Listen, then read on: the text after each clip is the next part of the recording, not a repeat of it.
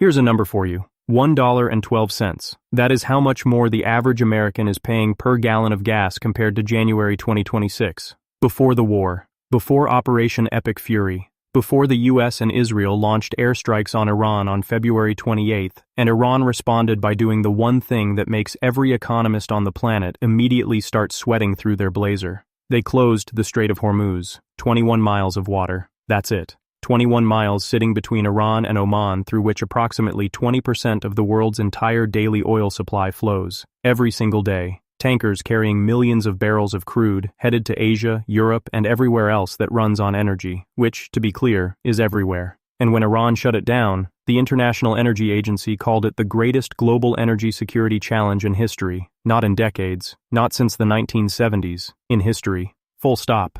So let's talk about what that actually means for your wallet. Because this isn't a foreign policy video, this is a money video. And right now, the money story coming out of this war is one that most people are only seeing the surface of. The obvious part is gas prices. Average prices are up over $1 per gallon nationally since the conflict started.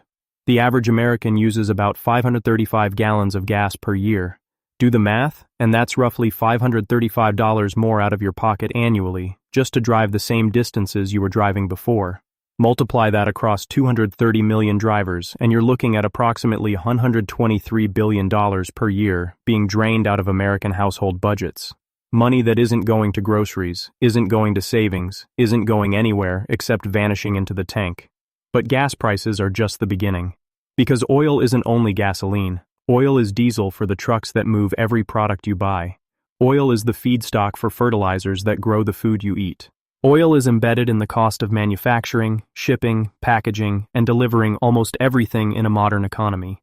When oil spikes, everything spikes, just on a delay, and that delay is roughly 3 to 6 months. The war started in late February. We are now entering that window where the full pass-through of the energy shock starts showing up in grocery bills, in shipping surcharges, in the price of basically everything that gets moved from one place to another, which is basically everything. Headline inflation has already jumped to 3.3% annually as of March, the highest level since May 2024, and economists are projecting it goes higher. The Personal Consumption Expenditures Index, the Fed's preferred inflation gauge, could hit 4% by the end of the year. That is double the Fed's target. And a Fed staring at 4% inflation is not a Fed that is cutting interest rates, it is a Fed that is frozen. Which means the mortgage rate relief that people were counting on this year? Gone. The rate cut cycle that was supposed to ease financial pressure on borrowers? Paused indefinitely. CBS News. The Federal Reserve has held rates steady at its last 2 meetings, with the target range sitting at 3.5 to 3.75%. Given the heightened inflation risk, further cuts in the near term appear unlikely. Council on Foreign Relations. And here is where it starts to get really uncomfortable. Because before this war started, the U.S. economy was already fragile. The U.S. economy grew by 2.1% in 2025, down from 2.8% in 2024. The labor market was softening. Tariff uncertainty from 2025 was still working through the system. The starting point was shaky. And now you have dropped a major oil shock, re-accelerating inflation, and a frozen Fed directly on top of that shaky foundation. Council on Foreign Relations. The conflict and the resulting closure of the Strait of Hormuz now risk pushing the economy towards stagflation, a combination of high inflation and weak growth. Stagflation is the nightmare scenario for central banks because there is no clean tool to fight it. High inflation says raise rates, weak growth says cut rates, stagflation says both at once, and both at once is not a thing that exists in monetary policy. You just pick which problem you hate less and accept the consequences of ignoring the other one.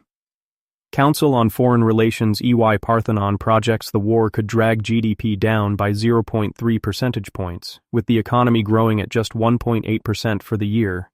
That is a thin margin above recession, and it assumes nothing gets worse, which is a generous assumption when the ceasefire is still fragile and the strait's long-term status is not guaranteed. CBS News consumer sentiment has collapsed to a record low. The University of Michigan survey, which has been tracking how Americans feel about their economic situation since the 1950s, is showing numbers lower than the 2008 financial crisis, lower than COVID, lower than the stagflation of the 1970s. The American consumer is more pessimistic right now than at any measured point in the history of that survey, and the people feeling it hardest are not the ones with stock portfolios near all-time highs.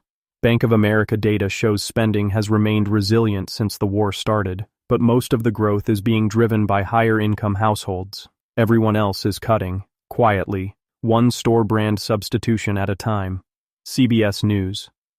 Here is the bottom line. The financial damage from this war is real, it is ongoing, and the worst of it has not arrived yet. Gas prices are already up, inflation is already re-accelerating, rate cuts are off the table, and the food price shock from disrupted fertilizer supply chains is still 3 to 4 months away from fully landing on grocery store shelves. History rhymed once before. The 1973 oil embargo disrupted supply through the Middle East, inflation hit 11%, the market fell 50%, and the damage lasted years. The scale today is different. The mechanism is identical, so here's what I want to know. Do you think the ceasefire holds, and this ends up being a temporary bump the economy shakes off by 2027? Or do you think we are already in the early innings of something that is going to feel a lot worse before it feels better? Drop it in the comments, because this one actually matters.